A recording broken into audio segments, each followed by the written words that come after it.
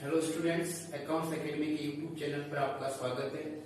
तो हम कल की नेक्स्ट क्लास को आगे करते हैं। आज हम सीखेंगे कि साझेदारी के अंतर्गत साझेदार लाभ हानि ज्ञात करने के लिए कौन सा खाता बनाते हैं और कैसे अपना लाभ हानि ज्ञात करते हैं। तो साझेदारी के अंतर्गत साझेदार अपना वर्ष के अंत में शुद्ध विभाजन योग्य लाभ हानि ज्ञात करने के लिए एक खाता तैयार करते हैं। उस खाते का नाम है लाभ हानि नियोजन खाता, यानी P&L एप्रोप्रिएशन अकाउंट। तो आइए देखते हैं उसको कैसे तैयार करते हैं।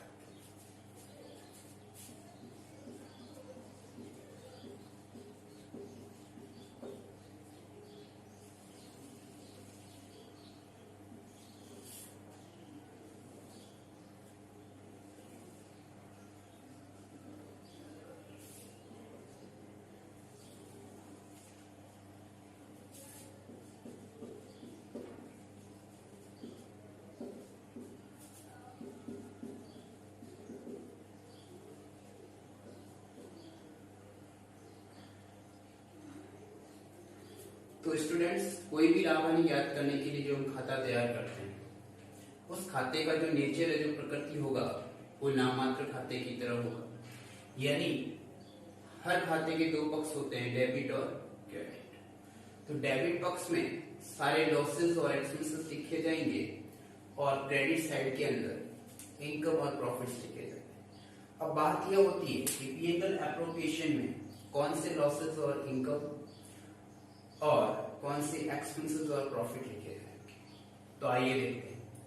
यानी जो P&L अकाउंट फर्म का जो बना है, उसके बाद हम P&L एप्रोप्रिएशन तैयार करेंगे।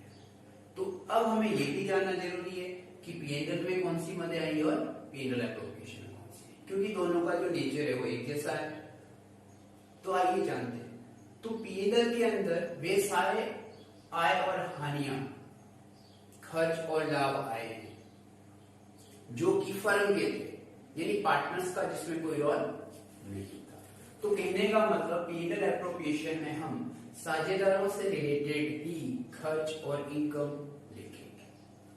तो सबसे पहले आपको P&L एप्रोप्रिएशन में जो सबसे पहले ट्रांसफर किया जाता है, वो P&L अकाउंट से जो हमें नेट प्रॉफिट या लॉस मिला है, उसको ट्रांसफर किया जाएगा। तो अगर प्रॉफिट हुआ है तो P&L एप्रोप्रिएशन की हमें कहां लिखना है? क्रेडिट के अंदर लिखना है, बाय P&L अकाउंट। और अगर लॉस हुआ है तो हमें डेबिट साइड लिखना है, टू P&L अकाउंट।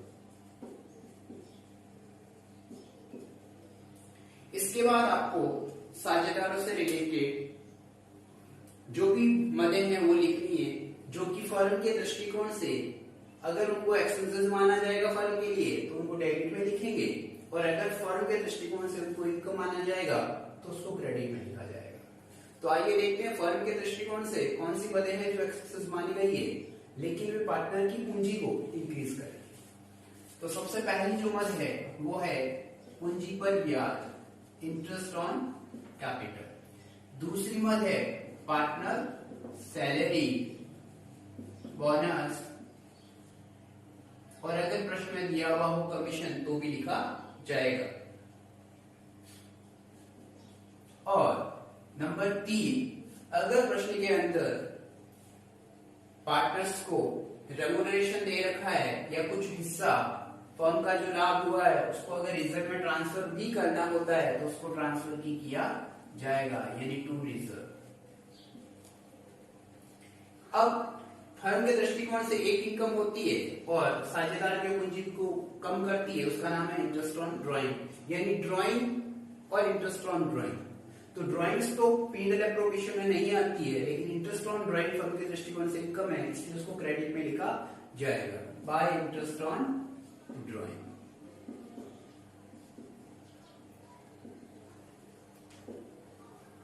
तो इतना सब कुछ करने के बाद आप दोनों साइड की टोटल कर लोगे। अगर आपका क्रेडिट साइड ज्यादा है, एक्सेस है, तो आपका प्रॉफिट होगा, यानी शुद्ध विभाजन योग्य लाभ आ जाएगा पार्टनर में। और अगर डेबिट साइड एक्सेस हुआ, डेबिट ज्यादा हुआ क्रेडिट पर, तो शुद्ध विभाजन योग्य हानि आ जाएगी। तो आइए देखते हैं उसको किस रेशियो बांटेंगे। अगर प्रश्न के अंदर हमने कहा था साझेदारी संलेख की व्यवस्था है तो जैसा अनुपात दिया हुआ है उसी अनुपात में बांटना है, लेकिन अगर कोई भी इंफॉर्मेशन प्रश्न के अंदर नहीं है तो साझेदारी संलेख यानी मौन है, तो उस कंडीशन में जो भी लाभ हानि आया है उसको इक्वल रेशियो में डिस्ट्रीब्यूट किया जाएगा। तो कहां बटेगी? पार्टनर के अंदर बटेगी। तो आपको लिख देना है to partner capital profit sharing ratio.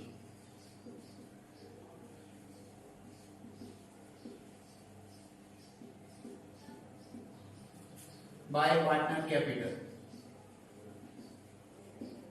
Profit sharing ratio.